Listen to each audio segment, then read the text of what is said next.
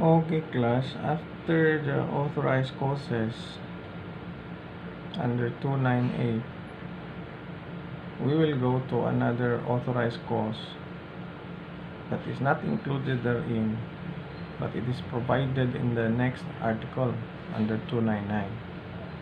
This is disease. Under Article 299, the employer again may terminate the services of an employee based on disease.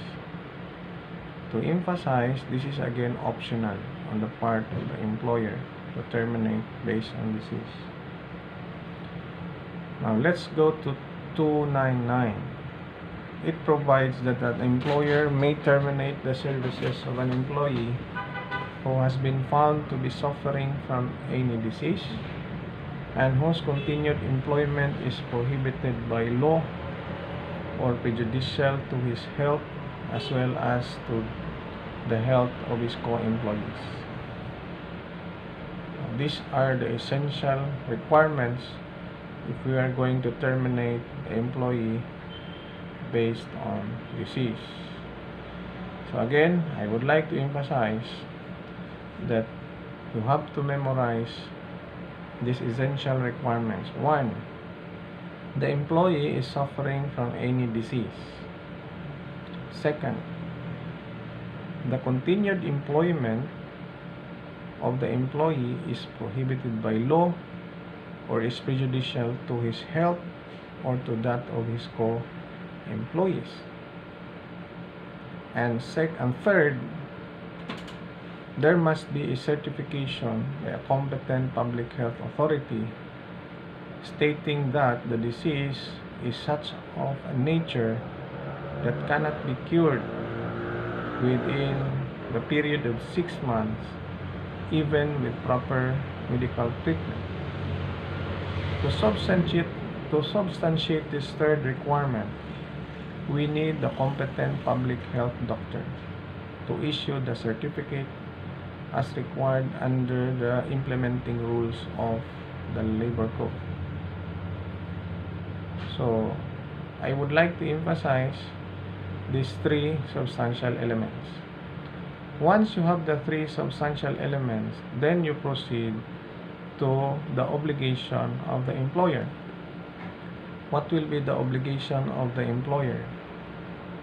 1 is to pay separation pay, which is equivalent to 1 month salary or 1/2 month for every year service, whichever is higher.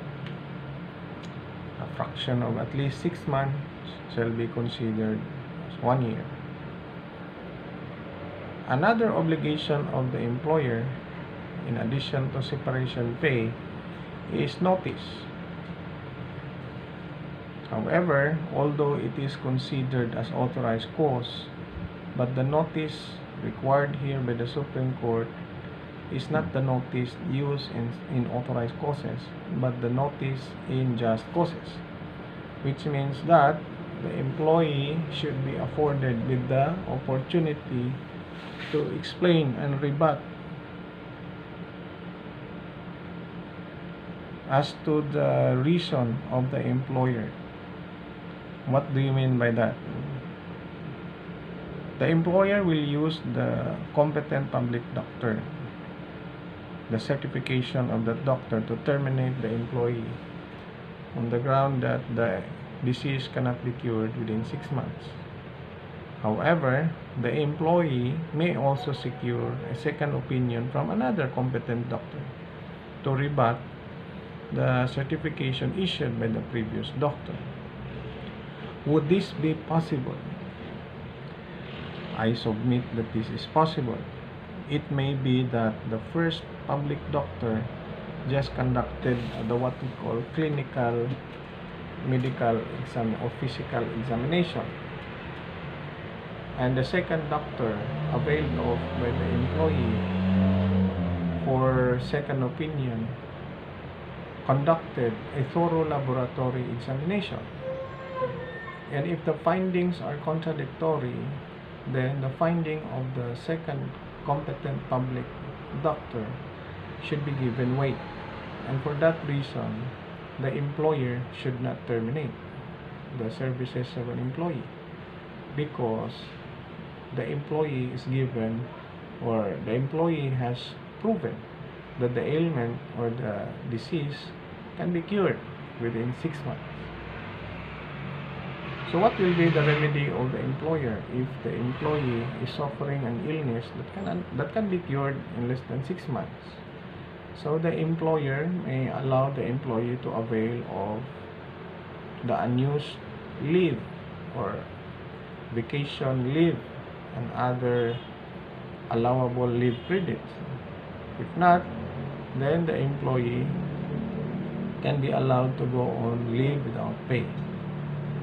And once the employee is back to normal or back to his A1 health condition, then the employer has to accept the employee and must return back to work.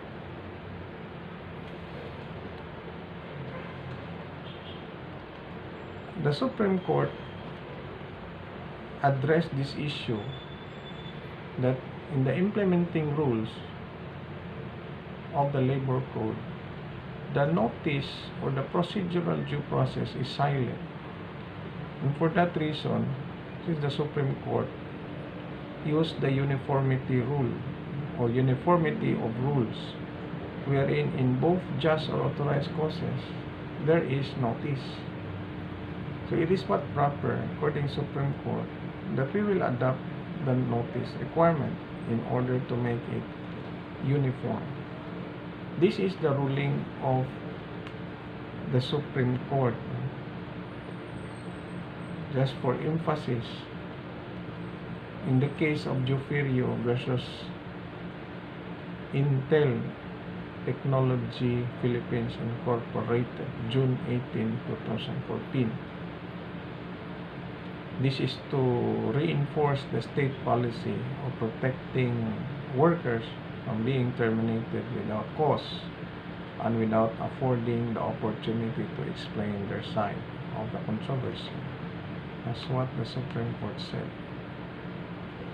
Now in this case, the burden of proof on the validity of the dismissal of the employee is on the part of the employer. The employer must prove that it has document the certification required by competent public authority. In the case of Beulah Cruz versus NLRC, February 7, 2000.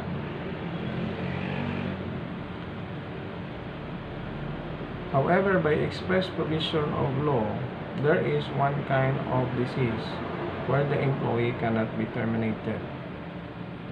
That is the immunodeficiency virus or the HIV.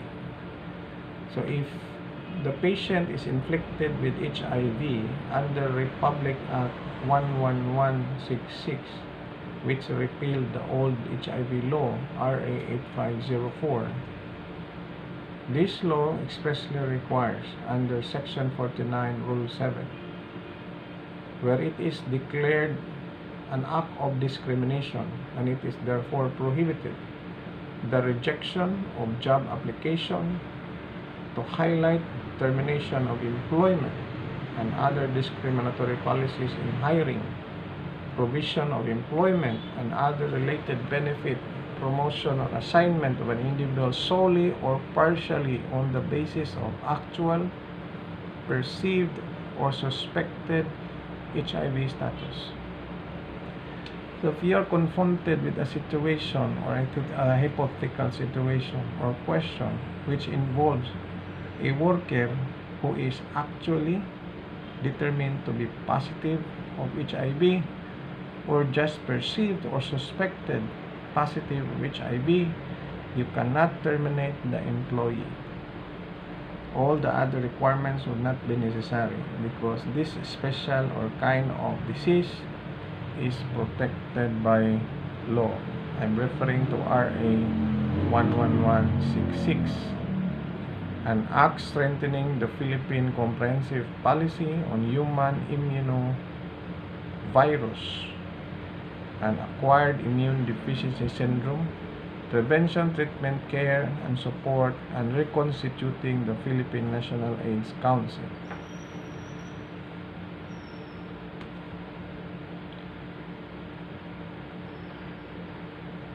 So far, those are the most important things that you will remember in disease. Remember the requisites, which I grouped into two, the substantial requisites and the procedural aspect, as well as the payment of separation pay.